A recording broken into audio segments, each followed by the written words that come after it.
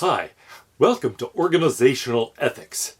This is Philosophy 325N, also known as Human Dimensions of Organizations 325N. Those are new numbers, but the course has been offered before. In fact, I've taught it many times as a graduate seminar, only once before as an undergraduate course. But I think it's going to be an exciting semester. This is a course about the ethics of organizations. Mostly we're going to focus on the ethics within organizations. Most of our lives are spent, after all, within organizations of various kinds. Schools, colleges and universities, companies, but also families, clubs, churches, synagogues, mosques, other groups of people. What is an organization, after all, but a group of people that is organized, that is structured in order to achieve some goal or some set of goals? And so we're going to be looking at the context of ethical questions that arise within those organizations.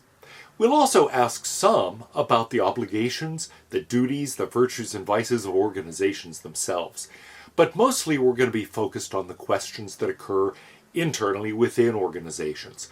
What are my obligations, my duties? What are good traits of character for me to develop, or ones to avoid, as an employee, or as a boss, as a coworker, as a student, as a member of a congregation, as a leader of various kinds, or a follower of various kinds, or somebody who is involved in peer-to-peer relationships with fellow employees, fellow students, etc.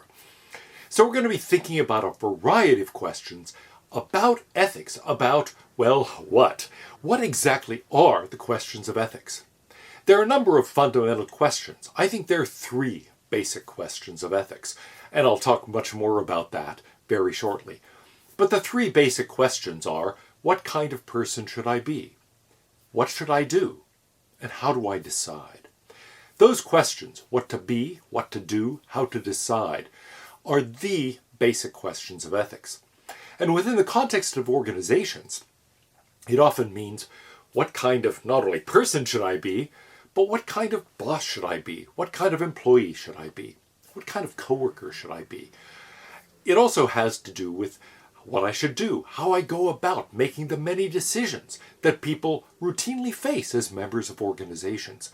And we'll think about how to decide, how I should decide to deal with those questions, but also how organizations should be structured to decide various questions that face the organization themselves. We're going to focus on questions about how to decide, not only as individuals, but also as organizations.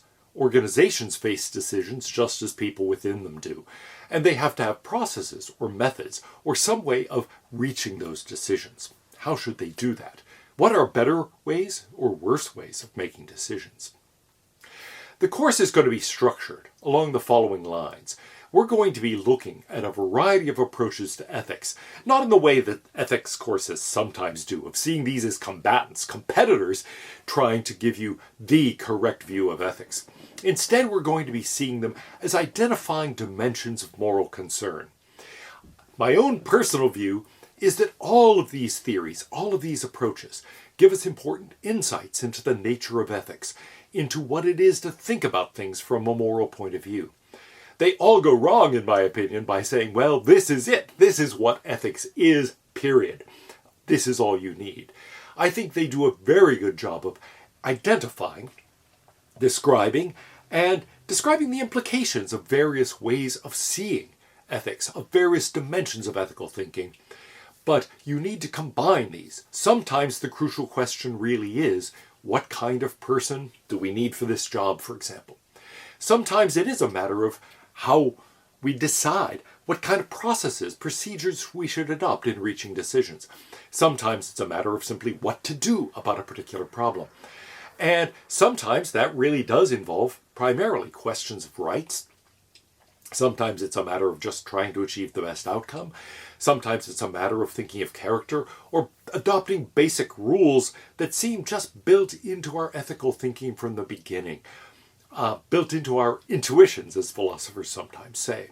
So we're going to be looking at a wide variety of approaches. We're going to begin with a view of ethics that philosophers often ignore. We're going to be thinking about the ethics of social roles, We organize our social relationships, including relationships within organizations, according to certain models. And we're going to look at the ethical implications of those models. What it is to be a good employee is different from what it is to be a good spouse, for example, or even a good boss, a good coworker. It's different from what it is to be a good brother or sister, for example. And so all of those things are things we'll have to take into account.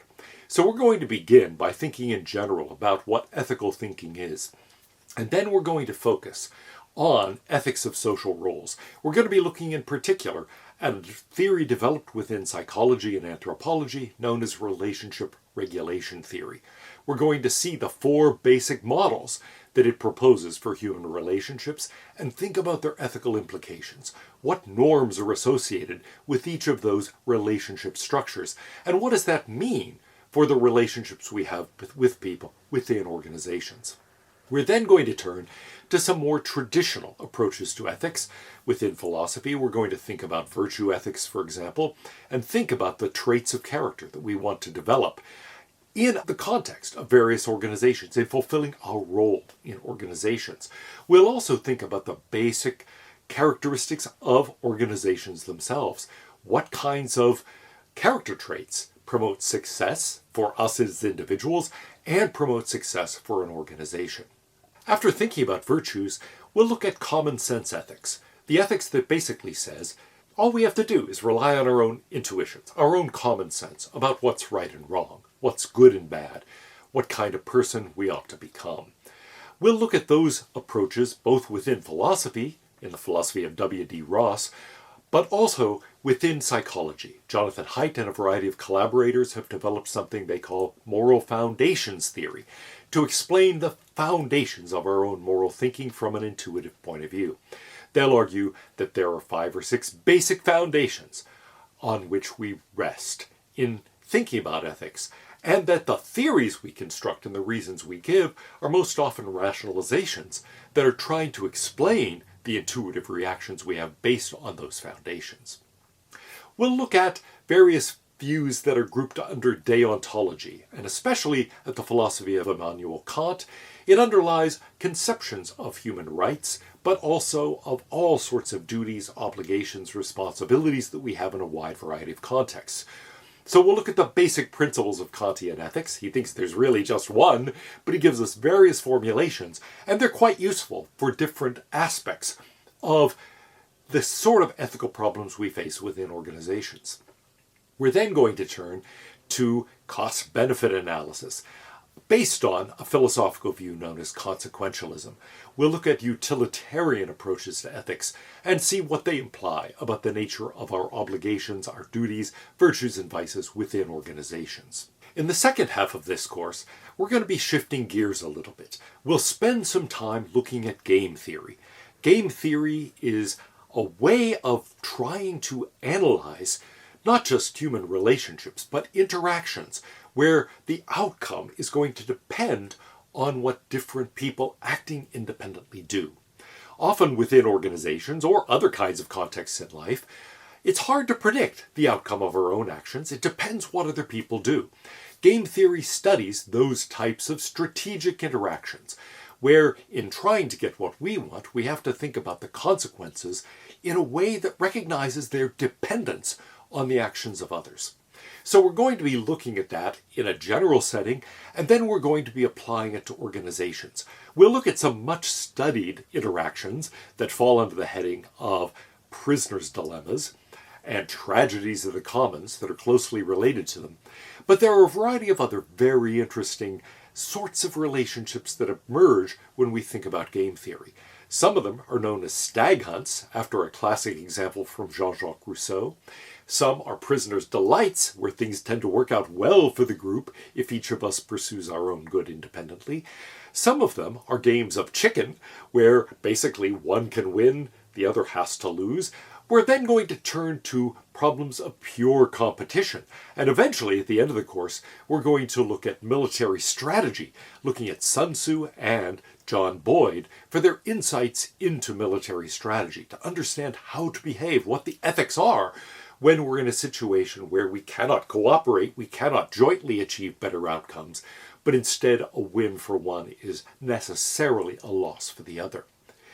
In between, we're going to be looking at the views of Nassim Nicholas Taleb.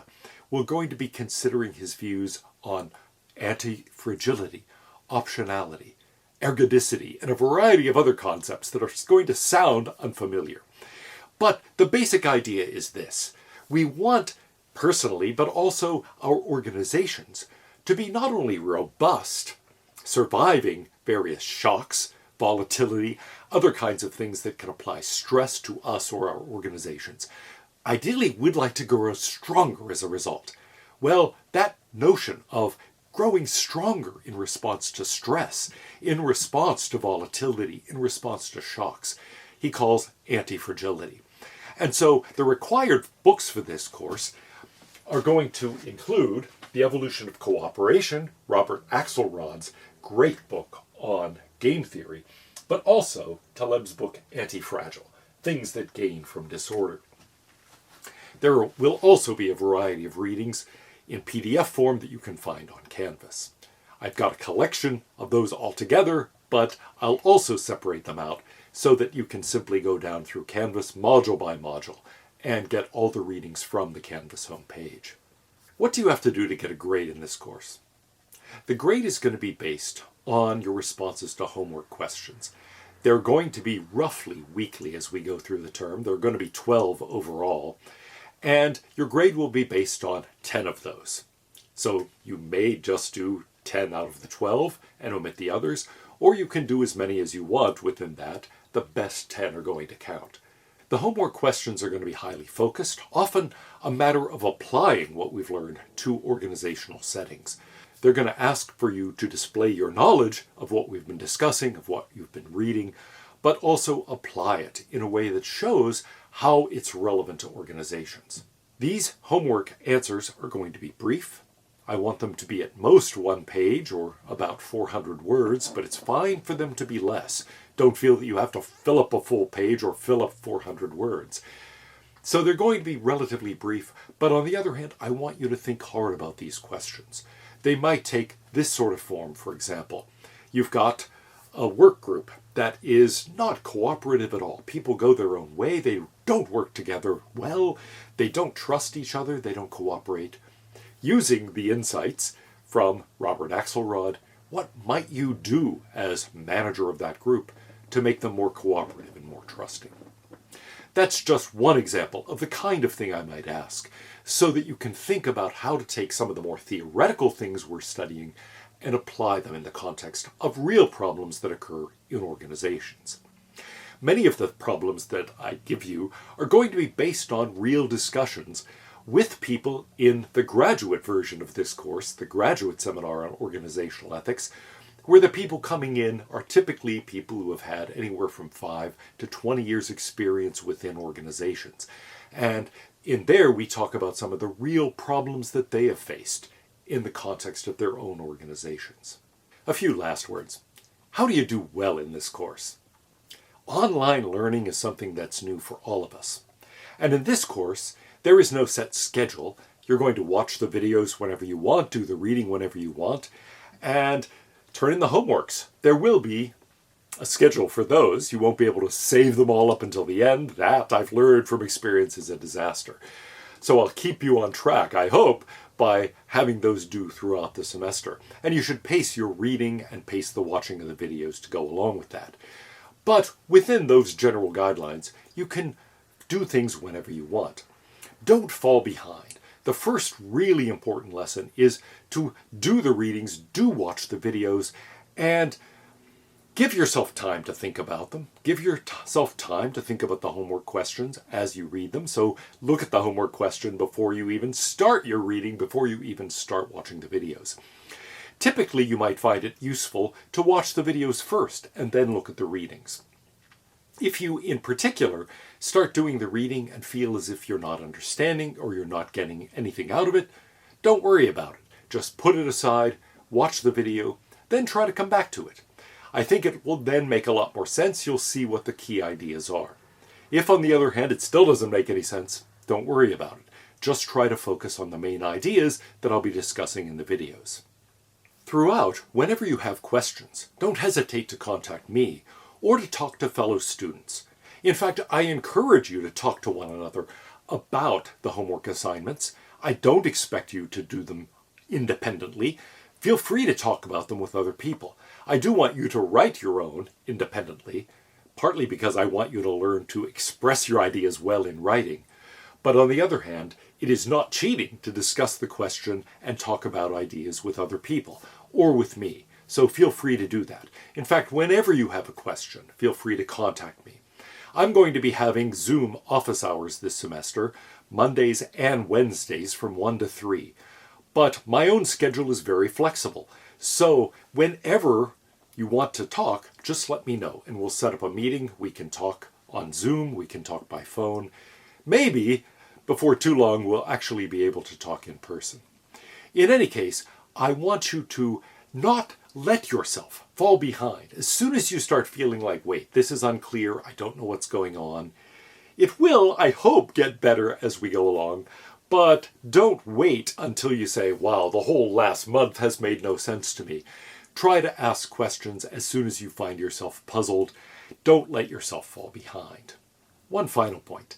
A nice way to get reactions from other students in the course is to use the Canvas discussion boards. Please do that. Ask questions there. I will sometimes be posting questions on the discussion boards. You don't have to respond to them. It's not part of the grade. But I will be tossing them out there, and other students, I hope, will be tossing them out there to prompt some discussion so that people can think about these issues. I'll try to put some things in that will clarify things. In fact, each week I will be posting notes on the subject, on the readings, on the things I'm discussing in the videos. So a quick way to grasp what's going on, especially if you find yourself pressed for time and can't finish the readings, or if you try to do the reading and you find it's not making any sense to you, read my notes on those topics. The notes will cover the main ideas. They'll serve as something like ideal notes. They're the things I use in preparing myself to talk about these things, but also I'm hoping they will summarize for you quickly what the key ideas are.